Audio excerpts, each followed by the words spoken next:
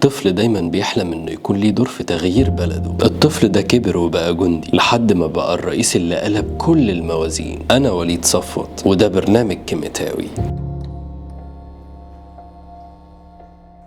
السادات ما كانش مجرد رئيس عادي، ده كان راجل صاحب رؤية وعنده قدرة غريبة على قراءة الأحداث والتصرف معاها في الوقت الصح. الرئيس السادات اتحبس أكتر من مرة في شبابه بسبب نشاطه السياسي، خاصة لأنه كان من الرافضين للاستعمار البريطاني ودور الملك فاروق. بس الغريبة إنه استغل فترة السجن دي علشان يراجع نفسه ويتعلم أكتر عن السياسة والقيادة. لما قامت ثورة 23 يوليو السادات ما كانش في الصفوف الأولانية زي عبد الناصر، لكنه كان ليه دور مهم في إذاعة بيان الثورة اللي أعلن عن سقوط النظام الملكي، ومن هنا بدأ اسمه يبان أكتر، لكنه كان دايما في الخلفية لحد ما جت اللحظة اللي غيرت مصيره. بعد وفاة عبد الناصر سنة 1970 الناس كانت شايفة إن السادات مجرد رئيس انتقالي مش هيقعد كتير، لكن السادات فاجئ الكل بخطوات جريئة جدا. السادات خد قرار الحرب ضد إسرائيل في الوقت اللي كله كان شايف إنه مستحيل، وفعلا قاد واحدة من أعظم الحروب في التاريخ المصري الحديث. حرب أكتوبر 73 مش مجرد حرب عسكرية، دي كانت واحدة من أهم اللحظات في تاريخ مصر كله، واللي قادها السادات بذكاء محدش يتوقعه. بعد نكسة 67 الجيش المصري كان في وضع صعب، وسينا كلها تحت الاحتلال الإسرائيلي، والإسرائيليين كانوا شايفين نفسهم القوة التي لا تقهر، وعملوا خط دفاعي سموه خط بارليف، لدرجة إن الخبراء العسكريين عندهم قالوا إن محدش يقدر يعدي الخط ده إلا بقنبلة ذرية. السادات استلم الحكم سنة 1970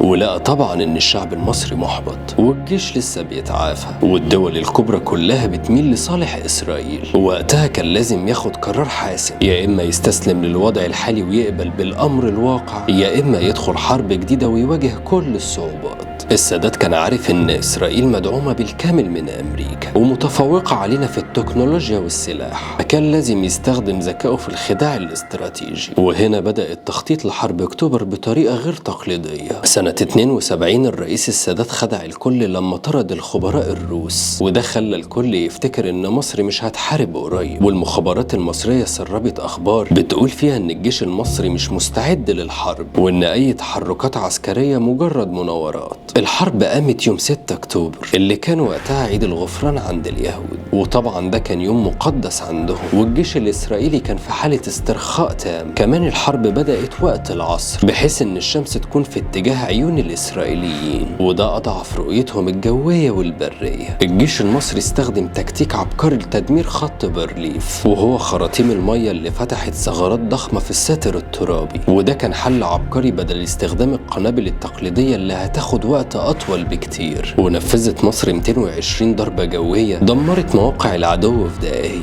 6 أكتوبر الساعة 2 الظهر بدأنا الضربات الجوية بقيادة الطيارين المصريين، ونجحت بنسبة 95% في تحقيق أهدافها. والمدفعية المصرية بدأت القصف لمدة 53 دقيقة متواصلة، وده كان كفيل بشل الدفاعات الإسرائيلية. خلال 6 ساعات بس عبر أكتر من 80 ألف جندي قناة السويس، وبدأوا في السيطرة على مواقع العدو. وبعد معارك بطولية الجنود المصريين رفعوا العلم على الضفة الشرقية للقناة. وبعد نجاح مصر في السيطرة على الضفة الشرقية إسرائيل كانت في صدمة، ولكن من بعدها أمريكا اتدخلت وبكل قوة وبعتت معدات عسكرية ضخمة لإسرائيل. لكن السادات وقتها قرر عدم التهور، لأن الهدف الأساسي اتحقق وهو استرجاع جزء من سيناء وكسر الغطرسة الإسرائيلية. وبدأت المفاوضات واللي انتهت باتفاقية فك الاشتباك سنة 74، وبعدها معاهدة كامب ديفيد سنة 79، واللي رجعت سيناء كاملة بدون حرب جديدة. طب ليه السادات كان عبقري؟ لأنه كان عنده قدرة استثنائية على التخطيط والخداع الاستراتيجي، واستخدم كل الأدوات المتاحة بذكاء، سواء أدوات حرب أو دبلوماسية أو اقتصاد أو حتى إعلام. قدر يحقق المستحيل في وقت إن العالم كله كان شايف إن مصر مستحيل تواجه إسرائيل. السادات مش بس مجرد رئيس خاض حرب، ده كان زعيم عنده رؤية وقدر يعمل اللي محدش توقعه. حرب أكتوبر كانت نقطة تحول مش بس لمصر، لا ده للشرق الأوسط الوسط كله، وأثبتت إن الإرادة والعقل ممكن يهزموا أي قوة عسكرية مهما كانت متقدمة. وبعدها السادات قرر إن هو يفتح باب سلام مع إسرائيل. السادات كان عارف إن طريقه مش سهل وإن قراراته هتخليه مستهدف، وده اللي حصل يوم 6 أكتوبر سنة 81 لما تم اغتياله في العرض العسكري. لحظة اغتياله كانت صدمة للعالم كله، لكن في نفس الوقت أكدت إنه شخصية استثنائية قدرت إنها تسيب بصمة مش هتتمسح. السادات فضل شخصية جدلية، ناس بتشوفه إن هو بطل الحرب والسلام، وناس تانية كانت بتشوف إن قراراته في الانفتاح الاقتصادي والسلام مع إسرائيل بإنها كانت مغامرات مش محسوبة. لكن اللي محدش يقدر ينكره إنه كان قائد عنده رؤية وقدرة على اتخاذ قرارات محدش غيره كان يقدر ياخدها. أنا وليد صفوت، وده برنامج كيميتاوي.